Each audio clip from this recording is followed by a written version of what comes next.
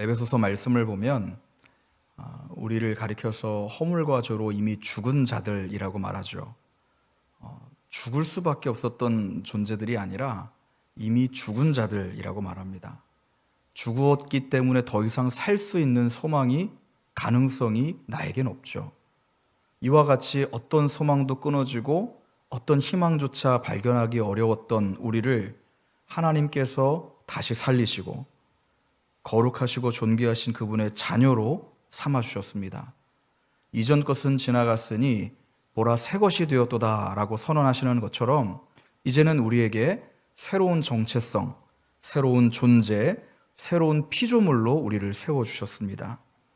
모든 의미와 존재와 위치가 새롭게 된 신자는 이전의 옛사람에 속하였던 이 죄악된 삶에서 벗어나서 이제는 새롭게 우리를 재창조하신 하나님의 뜻에 합당한 삶을 살아가야 합니다. 새로운 사람의 새로운 삶, 바로 이것이 8절에서는 빛의 자녀들처럼 행하는 것이라고 말하고 있는데, 자, 그러면 어떻게 살아가는 것이 빛의 자녀답게 살아가는 삶일까요? 바울은 우리가 어떻게 행할 것인가에 대해서 질문을 던지고 이에 대해서 부지런히 주의를 기울여 탐구하고 오직 지혜 있는 자처럼 세월을 아껴야 한다라고 가르치고 있습니다. 세월을 아끼는 것은 하나님의 뜻을 이해하고 하나님의 자녀답게, 빛의 자녀답게 살아가는 것입니다. 하나님의 뜻을 이해하며 빛의 자녀답게 살아가는데 그 뜻을 이해하는 것은 성령의 충만함이 없이는 불가능한 일입니다. 그래서 바울은 성령의 충만함을 받아야 한다라고 강조하는 것이죠. 그러면 성령의 도우심으로 인하여 깨닫게 되는 하나님의 뜻은 무엇입니까? 방금 읽었던 19절, 20절처럼 우리가 시와 찬송과 신령한 노래로 서로 화답하고 주님께 노래하며 찬송하며 범사의 하나님께 감사하는 것, 바로 이것이 빛의 자녀다운 삶이다라는 것이죠. 먼저 15절을 보십시오. 15절을 보시면 원문의 순서에 따라서 보면 가장 먼저 등장하는 말이 그런즉 너희는 주의하라 라는 말입니다. 우리나라 말에도 그렇듯이 문장의 순서를 어떻게 배열하느냐에 따라서 강조점이 달라지죠. 예를 들어서 야, 주어진 일에 열심히 좀 해 라는 말과 야, 열심히 좀 해, 주어진 일에 라고 하는 말과 이 강조점이 서로 달라집니다. 바울은 오늘 본문의 말씀에서 그런즉 너희는 주의하라 라는 이 말을 가장 앞에 배치하고 있습니다. 바로 이것이 오늘 문장의 가장 핵심 구절이기 때문에 그렇습니다. 그렇다면 주의하다 라는 말의 의미가 무엇입니까? 이 원어의 의미로 보면 눈으로 확인하다 라는 의미가 담겨 있습니다. 그러면 바울은 무엇을 눈으로 확인하라 라고 말하는 것일까요? 이어서 내용을 보시면 어떻게 행할지에 대해서 눈으로 살피라 라고 말합니다. 어떻게 행하다, 여기서 말하는 행하다라는 말은 걷다, 움직이다, 이 모든 의미를 합한 의미입니다. 그렇다면 이 의미가 담고 있는 말은 지금 내가 어떤 걷고 있는 행위, 움직이고 있는 그 행위만을 말하는 것이 아니라 우리의 삶 속에서 행하는 모든 행위, 모든 태도, 모든 생각, 모든 습관, 나의 삶의 모든 요소들을 여기에 총체적으로 가리키는 단어입니다. 다시 말해서 너희가 어떻게 행할지를 자세히 주의하라 라는 말의 의미는 우리의 마음, 우리의 태도, 우리의 사고나 언어나 습관이나 행위 등을 주의 깊게 기울여서 부지런히 살피라 라는 것입니다. 그렇기 때문에 어떻게 살 것인가에 대한 문제는 내가 마음을 어떻게 먹고 어떻게 생각하고 어떻게 말하고 어떻게 행할 것인지를 계속해서 스스로에게 질문하는 것이고 분별하는 것입니다. 지혜로운 사람은 범사의 마음을 다스리고 생각을 훈련하며 언어를 바르게 하고 행위를 조절하는 사람입니다. 반면 지혜가 없는 사람은, 우매한 사람들은 이런 것에 관심이 없는 사람들입니다. 마음의 태도나 사고의 방식 등을 검토하지 않고 내가 언어를 구사하되 내 욕망을 분출하기 위한 수단으로 삼는 것이죠. 나의 행위에 절제함이나 단정함이 없는 사람들입니다. 자, 그렇다면 바울은 왜 우리에게 우리의 모든 삶의 행동이나 태도나 습관들을 주의하라고 말하고 있을까요? 그에 대한 대답이 16절에 보시는 것처럼 때가 악하기 때문입니다. 16절을 자세히 보십시오. 바울은 여기에서 두 가지의 시간 개념을 가지고 와서 말을 하고 있습니다. 세월이라는 단어와 때라는 단어이죠. 한글로는 이 두 개념의 차이가 사실은 이게 잘 와닿지 않습니다. 설명을 조금 드리자면 당시 헬라인들에게는 두 가지의 시간의 개념이 있었습니다. 하나는 크로노스라는 단어이고 하나는 카이로스라는 단어입니다. 크로노스라는 단어는 일반적인 우리가 이제 시계를 보면 알 수 있는 시간을 가리키죠. 야, 지금 몇 시야? 라고 할 때, 지금 저녁 7시 44분이야. 이것이 바로 크로노스라는 의미입니다.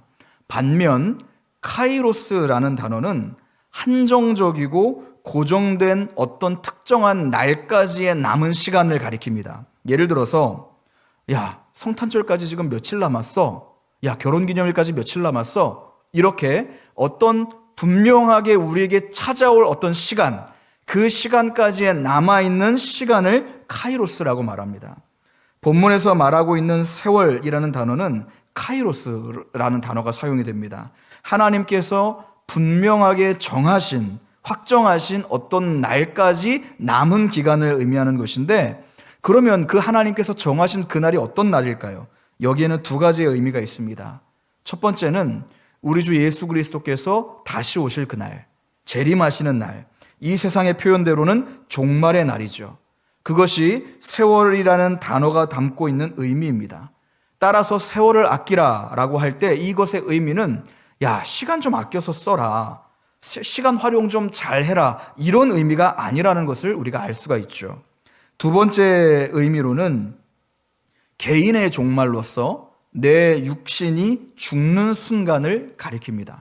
하나님께서 나를 하늘로 다시 데리고 가실 그 날은 반드시 올 것인데 그 시간까지 나에게 남아있는 때를 가리키는 것이죠. 요약하자면 방금 읽었던 이 구절의 의미가 무엇입니까? 개인의 종말의 날, 곧 육체적인 죽음의 날, 그리고 우주적인 종말의 날, 그 확정적이고 분명한 날이 반드시 올 것이기 때문에 그때까지 남아있는 시간, 나에게 주어진 시간을 잘 활용하라는 겁니다. 왜 그렇습니까? 이 시대가 악하여서 심판의 날이 가까웠기 때문입니다. 여러분 그렇지 않습니까? 우리의 인생 너무나 긴 것 같이 느껴졌는데 막상 돌아보니까 그렇게 길지가 않습니다. 점점 시간이 빨리 가는 것 같죠. 어제 저희 노회가 있어서 제가 태어났던 고향에 그 근처에서 노회가 열려서 고향에 다녀왔습니다. 제 파란만장했던 10대와 20대를 보냈던 그곳을 다시 보니까 되게 기분이 이상하더라고요. 언제 한번 말씀드릴 시간이 있을지 모르겠지만은 저는 10대, 20대까지, 20대 중반까지 하나님을 모르고 살았습니다. 오히려 하나님을 대적하면서 하나님 계시면 한번 나와보십시오 라고 할 정도로 이 오만방자하게 살았었어요. 그런데 그렇게 시간을 허비하면서 흥청망청 그 젊고 귀한 시기를 다 소진해 버렸습니다. 단지 눈에 보여지는 이 즐거움과 쾌락을 쫓아서 몸이 이끄는 대로 살아왔습니다. 그러다가 20대 말에 하나님을 만나고 30대에 신학교에 들어가서 40대에 접어들면서 지금 지난 날들을 돌아보니까 너무나도 이 지난 날들이 허망하고 너무나도 순식간에 지나가 버렸음을 깨닫게 되더라고요. 어쩌면 저보다 연배가 훨씬 많으신 분들은 더 빨리 이것을 시간이 지나가고 있다는 것을 실감하실 겁니다. 모든 부와 명예와 권력을 움켜쥐었던 솔로몬도 보십시오. 그의 노년에서 그야말로 모든 것이 헛되다라고 고백하지 않았습니까?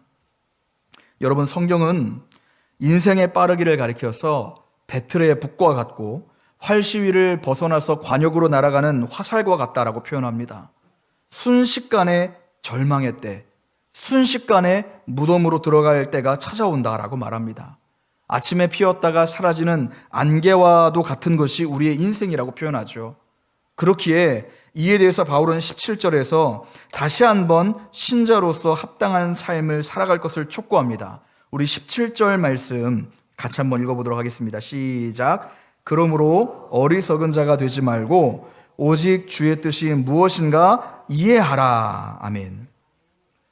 아까 읽었던 15절을 보시면 지혜 없는 자가 등장합니다. 무지한 사람, 지식이 없는 사람, 머리만 부족한 사람을 의미했다면 방금 17절에서 어리석은 자란 사람은 지식도 부족한 데다가 행실도 어리석은 이 총체적인 의미로 사용이 됩니다. 심판날에 대한 무감각 속에서 매 순간마다 주님의 뜻을 헤아리지 못한 채로 방탕의 삶을 살아가는 사람, 자신의 마음의 태도나 사고나 언어의 습관, 행위 등을 주의를 기울여 살피지 않는 사람이 바로 17절에서 어리석은 사람입니다. 반면에 지혜로운 사람은 어떤 사람입니까? 오직 주님의 뜻이 무엇인지를 분별하는 사람이 지혜로운 사람이죠. 나를 향하신 하나님의 뜻이 무엇인지, 내 지체를 향한 하나님의 뜻과 우리 교회를 향한 하나님의 뜻, 이 지역과 이 나라와 이 전 세계를 포함한 모든 우주 만물을 향하신 하나님의 뜻이 무엇인지를 분별하는 사람, 그 사람이 바로 지혜 있는 사람이라는 것입니다. 이러한 하나님의 뜻을 알지 못한다면 어떻게 됩니까? 왜 사는지 알지 못합니다. 어떻게 살아야 하는지 알지 못합니다.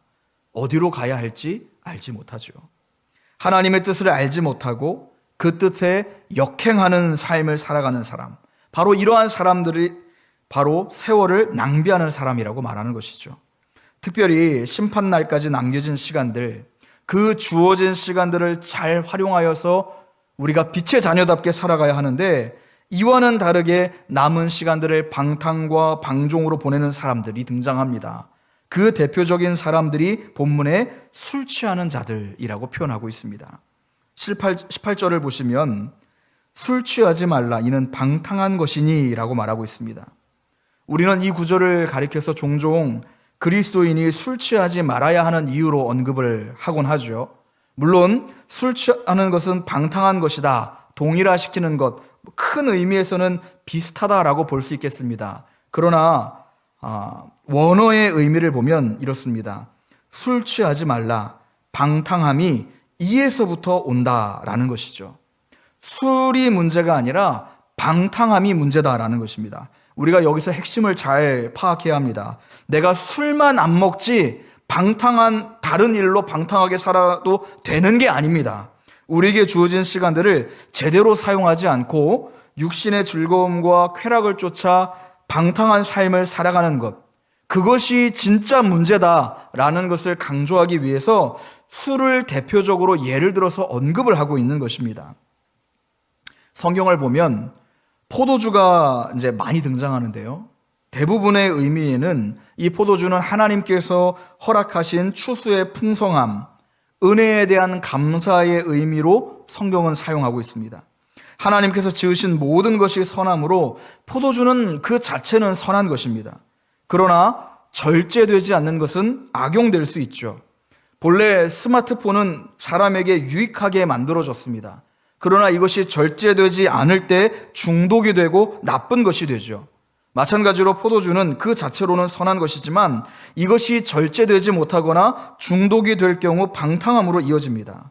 바울이 에베소 교회에게 포도주로 충만하지 말라라고 강하게 촉구하는 이유가 바로 여기에서부터 방탕함이 찾아오기 때문입니다. 바로 이것 때문에 더 심한 죄악들이 찾아오기 때문입니다. 바로 이것 때문에 무절제함이 찾아오기 때문이죠. 그렇기에 술로 자신의 배를 가득 채우는 것을 멈추고 오직 성령의 가득 채우심, 성령의 충만함을 받으라라고 말하고 있는 것입니다. 성령의 충만함을 받은 자들은 어떤 사람들입니까? 자신의 모든 것들을 살피기 시작합니다.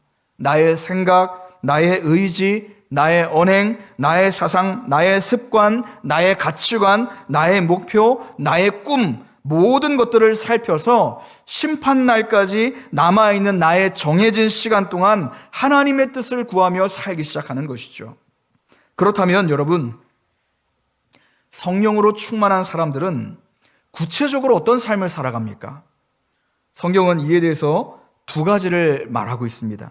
첫째는 성령으로 충만한 사람들은 찬양의 삶을 산다라고 말합니다. 19절을 보시면요, 시와 찬송과 신령한 노래들로 서로 화답하며 너희 마음으로 주께 노래하며 찬송하며 라고 말하고 있습니다. 무절제한 은사주의자들은 성령 충만을 간구하면서 이때에 나타나는 어떤 초자연적인 현상들, 신유가 일어나고 뭔가 방언이 터져 나오고 귀신들이 쫓겨나고 요즘에는 아말가미가 금리로 바뀌고 더 나아가 돈벼락을 맞고 세상 가운데 승진과 출세를 경험하게 된다라고 말합니다. 물론 여러분, 이런 하나님의 어떤 초자연적인 역사를 부인하는 것이 아닙니다. 하나님은 얼마든지 행하실 수 있죠. 충분히 자연 법칙을 뛰어넘으시는 분이시기 때문입니다. 그러나 이것은 아주 특수한 경우이지 일반적인 현상은 아니라는 것입니다. 오히려 오늘 함께 읽은 본문의 말씀은 성령 충만해질 때에 나타나는 일반적인 특징에 대해서 말하고 있습니다. 그 특징이 무엇입니까? 찬송이었습니다. 본문에서 시와 찬송과 신령한 노래라고 말하고 있는데, 물론 여기 각각 이제 의미가 조금씩 차이가 있습니다. 시는 악기들을 동원하여서 하나님을 찬양하는 것이고, 또 찬송은 우리가 익숙한 멜로디를 가지고 하나님을 찬양하는 것이고, 신령한 노래들이란 당시에 이제 활용되는 이제 성가곡 같은 것들을 의미하는데, 중요한 것은 이것입니다. 성령으로 충만한 사람들은 가장 보편적으로 드러나는 특징 중에 하나가 찬송이라는 거예요. 찬송. 그런데 이 찬송을 자기가 가진 어떤 뛰어난 음악적인 달란트로 혼자 독창한다라고 말하지 않습니다. 분명한 것은 화답한다라고 말하고 있습니다. 가장 아름다운 은율과 가사의 고백으로 조화롭게 하나님을 찬양하는 것, 이것이 바로 일반적인 성령 충만한 자의 특징이다라는 것이죠. 그런데 여러분 생각해 보십시오. 여러분은 어떨 때 주로 찬송하십니까? 이러한 찬송은 내 기분이나 내 상황에 좌지우지 되는 것이 아닙니다. 하나님을 향한 우리의 찬송은 내가 곤고할 때나 내가 기쁠 때나 내가 슬플 때나 내가 잘 풀릴 때나 좌지우지 되는 것이 아닙니다. 우리가 성령 충만함을 받을 때 우리의 입술에서 찬송이 떠나지 않게 됩니다. 성령으로 충만한 사람은 어떤 때에라도 원망과 시비의 말을 하는 것이 아니라 그 입술에 찬송이 있습니다. 늘 마음을 다하여 주님을 노래하고 찬양한다라는 것이죠. 성경 속에서도 곤고할 때나 괴로울 때나 죽을 것 같은 위협 속에서도 늘 하나님을 찬송했던 대표적인 인물이 있죠. 누구입니까? 바로 다윗입니다. 그는 늘 어려운 그 광야 인생 속에서도 아름다운 시를 지었고 악기로 감미로운 연주를 하였던 최고의 시인이자 최고의 작곡가이자 최고의 연주가였습니다. 다윗은 하나님의 영으로 충만하였고 그 결과 어떠한 상황에도 흔들리지 않고 하나님을 찬양할 수 있었다라는 것입니다. 여러분, 바로 이러한 삶이 저와 여러분의 삶이 되기를 간절히 축복합니다. 그렇다면 여러분, 어떻게 우리의 입술에 내 상황과 형편에 흔들리지 않고 하나님을 찬양할 수 있습니까? 이것이 가능하기는 합니까? 답은 여기에 있습니다. 우리에게 베풀어 주신 하나님의 은혜를 기억하는 것이죠.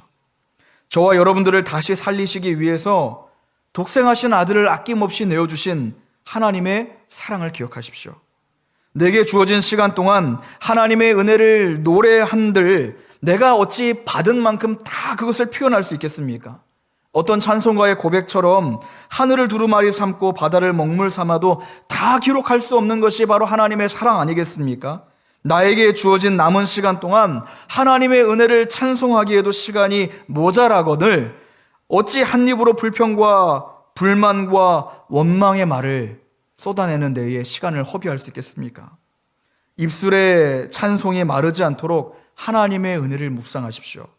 그래서 시와 찬미와 신령한 노래로 하나님의 사랑을 계속해서 함께 화답하며 하나님께 영광 올려드리시는 이 자리에 모든 여러분들 되시기를 주님의 이름으로 축원합니다. 두 번째로 성령 충만한 사람들은 감사의 삶을 살아갑니다. 20절 말씀을 보십시오. 범사에 우리 주 예수 그리스도의 이름으로 항상 아버지 하나님께 감사하며 라고 말합니다. 성령 충만한 사람들은 범사에 하나님께 감사한다라고 말합니다. 우리가 잘 아는 말씀 중에 데살로니가전서 5장에 이런 말씀이 있습니다. 범사에 감사하라. 이것이 그리스도 예수 안에서 너희를 향하신 하나님의 뜻이니라 라고 말합니다.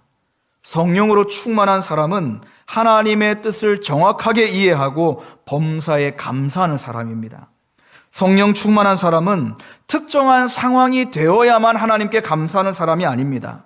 나에게 어떤 조건이 이루어져야만, 충족되어야만 감사하는 사람이 아닙니다. 은혜를 모르는 사람들도 분에 넘치는 선물을 받으면 감사를 표현할 수 있습니다. 그러나 성경이 말씀하시는 성령이 충만한 사람은 상황이나 형편의 영향을 받지 않고 늘 감사하는 사람입니다. 우리가 하나님을 찬양하는 것도 그러하지만 하나님을 향한 감사도 내가 곤고할 때나 내가 형통할 때나 내가 괴로운 날이나 내가 기쁜 날이나 멈추지 않고 터져 나와야 합니다. 만약 우리의 마음이 시시각각 바뀐다면 하나님의 뜻을 잘 이해하지 못한 것이고, 이해하지 못한 것은 내가 성령으로 충만하지 못했기 때문이죠. 물론 여러분, 우리 인생을 돌아보면 여러 가지 어려운 순간들이 왜 없겠습니까? 마음 아픈 상황들이 있습니다. 시편 기자의 고백처럼 사방이 우겨쌈을 당하는 것 같은 답답한 현실들을 만나기도 합니다. 그러나 선하신 하나님께서 우리를 그 독생하신 아들의 핏값으로 사셨고, 그 사랑과 자비의 아버지께서 나의 아버지가 되어주시고, 지금 이 고통의 상황에서도 또한 사망의 음침한 골짜기를 지난다 할지라도 나를 내버려 두시지 않으시고 늘 나와 동행하시는 분이라는 사실을 내가 기억한다면 우리는 어떠한 상황에서도 하나님께 감사할 수 있는 것 아니겠습니까? 그 선하신 목자께서 결국 우리를 푸른 초장으로 인도하실 것이기에, 결국 우리에게 쉴만한 물가로 인도하실 것이기에 모든 것이 합력하여 선을 이루실 것을 우리는 확신하기에 감사할 수 있는 것 아니겠습니까? 성도 여러분, 오늘 본문이 강조하고 있는 것이 무엇입니까? 하나님께 택함을 받아 구원받은 신자가 이제는 구원받은 이후로 어떻게 살아갈 것인가에 초점을 맞추고 있습니다. 우리가 육에 속한 자라면 육체의 소욕을 따라서 죄악된 본성에 따라 이끌려 살아가면 됩니다. 그러나 그리스도 안에서 새로운 피조물이 되었다면, 하나님의 형상대로 지음받은 새 사람이 되었다면, 진리에서 비롯된 의로움과 진실함과 거룩함의 옷을 입은 자라면 이제는 세상의 부패한 풍조를 따라서 각기의 소견에 옳은 대로 살아갈 수 없다라는 것입니다. 이제는 예전의 삶을 살아갈 수 없다라는 거예요. 이 말씀 앞에서 우리는 거듭난 자로서, 구원받은 자로서 내게 남아있는 그 시간을 어떻게 활용하며 어떻게 남은 인생을 살아갈지를 고민해야 한다라는 것입니다. 바울은 오늘 본문의 말씀을 통하여서 지혜로운 자, 지혜 있는 자처럼 살라라고 말합니다. 진정 지혜 있는 자는 하나님의 뜻을 이해하는 사람입니다. 이 하나님의 뜻을 이해하는 사람은 술로 자신을 가득 채우는 방탕의 삶이 아니라 성령의 충만함으로 살아가는 사람들입니다. 성령의 충만함을 추구해야 하는 이유는 남들이 경험하지 못했던 어떤 종교적인 황홀경, 신비한 체험, 내가 이적의 중심에 서기 위함이 아니라 하나님의 뜻을 이해하고 빛의 열매를 맺기 위함이라고 말하고 있습니다. 우리의 마음과 생각과 뜻과 내 모든 것들을 관통하는 하나님의 뜻에 대한 이해는 오직 성령의 충만함으로만 우리에게 주어지기 때문입니다. 그렇게 성령으로 충만해진 신자는 다른 성도들과 함께 아우러져서 가장 아름다운 찬양으로 하나님께 영광을 올려드리며 범사에 하나님께 감사한다라고 말하고 있습니다. 주 안에 사랑하는 성도 여러분, 성령의 충만함으로 하나님의 뜻을 알고 성령의 충만함으로 나에게 주어진 그 마지막 순간까지 여러분의 시간을 빛의 열매를 맺는 데 사용하시기를 바랍니다. 성령의 충만함으로 날마다 찬양과 감사의 열매를 하나님께 올려드리시는 진정 지혜 있는 모든 성도들이 되시기를 주님의 이름으로 축원합니다. 어떻게 사시겠습니까? 그리고 이제 우리가 무엇을 간구하며 살아야 하겠습니까? 오늘 말씀처럼 성령의 충만함으로 날마다 하나님의 뜻을 깨달아 하나님께 감사하고 하나님께 찬양으로 영광 올려드리시는 이 자리에 모든 여러분들 되시기를 간절히 축복합니다.